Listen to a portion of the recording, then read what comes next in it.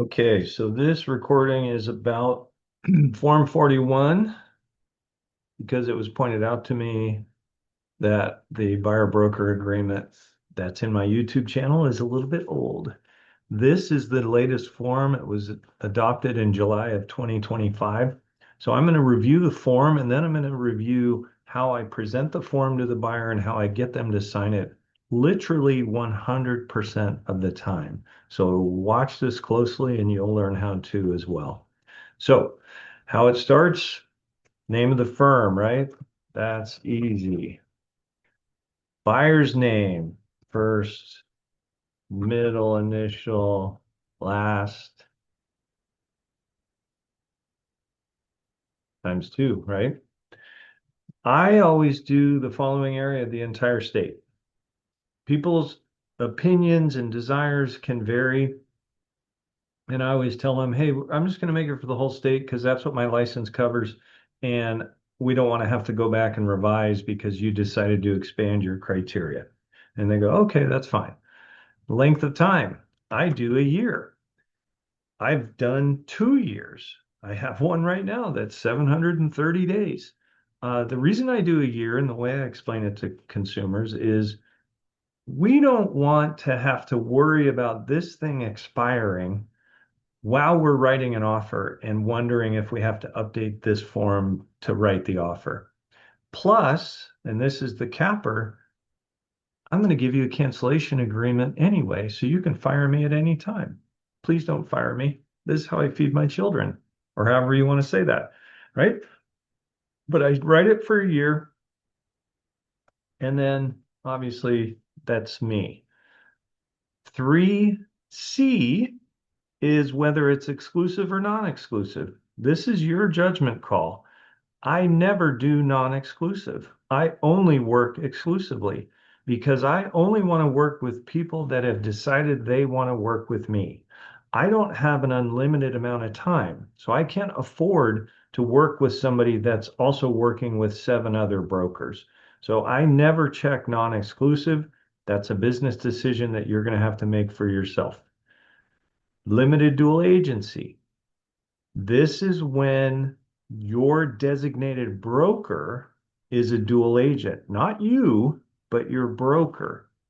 So if I'm Ed Laine with eXp Realty, if you're also with eXp and you write an offer on my listing, that makes our designated broker a dual agent because our contracts all funnel up to her. That's what the definition of limited dual agency is. I always have them sign this because we have over 2,000 brokers in the state of Washington. So what's the chances they fall in love with an eXp listing? It's not zero. And again, I don't want to have to come back and revise and re-sign or initial anything. All right. Compensation. This is up to you to decide. My most common is 4% plus an admin fee. You don't have to do that. You can make it 3%. You can make it 2.5%. You can make it whatever you want. Paragraph 5B, if buyer broker is a limited dual agent, represents both buyer and seller, then the compensation shall be double, right? It should be whatever is being offered plus because you're doing both roles. That's how I would explain it to them. Sometimes I'll say, if it works out that way, I'm going to give you a discount. So my normal fee is 3.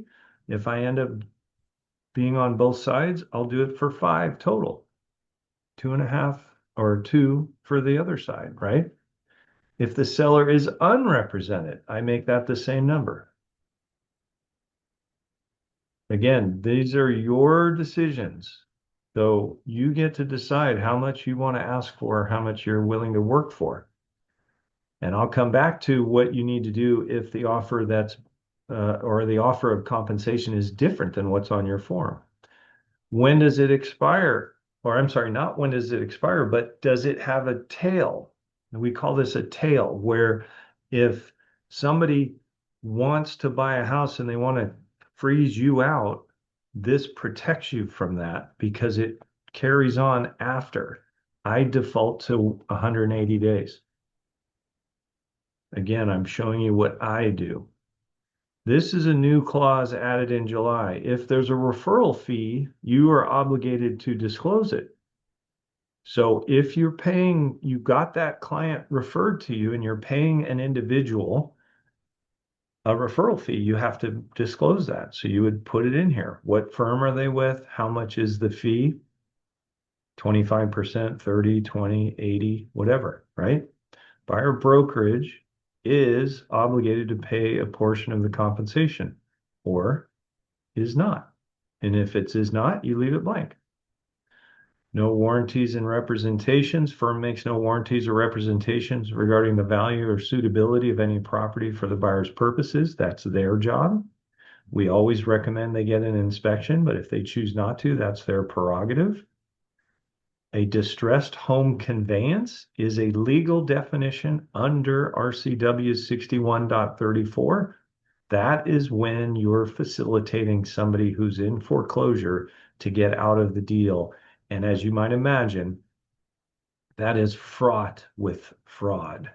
People steal people's equity all the time, and this is the law that makes that illegal. So you have to attest that that's not what you're doing, right? Paying fair market value for a house that's in foreclosure is not a distressed home conveyance fraudulent activity. So keep that in mind. Fair housing and attorney fees. Now, if you're following my VIP buyer system, you also are going to put VIP buyer addendum attached as a supplement to this agreement, and then you're going to fill it out. Now, let's talk about how you get this signed.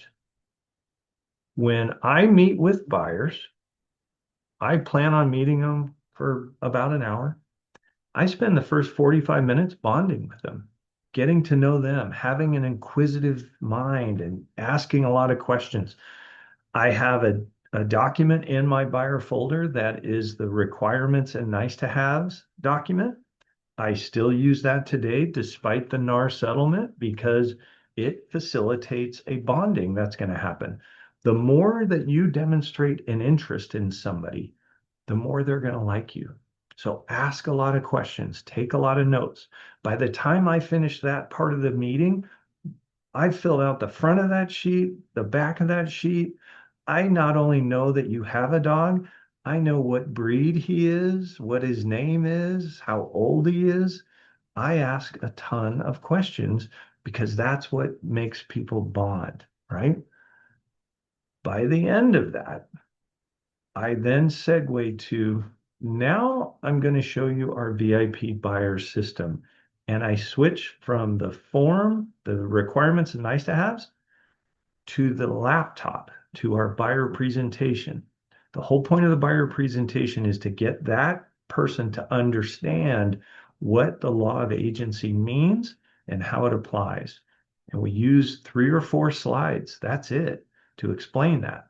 And once we get through that explanation, we go, now that you understand, would you like to have professional representation paid for by the seller, or do you want to go it alone? And I actually lower my voice an octave and I draw it out a little bit. I make it sound like it's dark and scary and there's vultures circling overhead. At that point, most people say, yeah, I would like to have you represent me. I close my laptop lid and I hold my hand out and I said, I'm excited to be working with you. Let's go to the folder, right? I don't say that part, but that's when you go to the folder. I then pull out the agreement. I don't use the word contract. And actually, what I say is, this is the paperwork that holds me accountable to my commitments, right? And I start with the VIP buyer addendum because that's the service commitment. We call it our 12 promises. It talks about how we're going to do a great job for them. We're going to do valuations. We're going to have an offer strategy session. We're going to give them referrals to qualified providers, all of those things. And then it ends with, we're going to give you a free home warranty. We're going to give you the perfect purchase guarantee. and we're going to give you the cancellation guarantee. Then I go to the Form 41 that I just went through, and I say, this is the agreement that holds me accountable to those 12 promises. And then what I do is I circle the length of time because it's already filled out. Circle the length of time, and I say I'm making this for a year so we don't have to worry about it expiring. And then I write on the last page, what's a good phone number for you? What's a good email for you? And I take down their contact info. And then I slide it over to them and I say, I'm going to give you a chance to review this and ask me any questions. And then I actually pull out my phone and I start looking for an appointment to show them houses. At that point, they may have some questions for you. Once you've answered their questions, they're going to sign. That's it. I hope you find this helpful and I hope you find it up to date.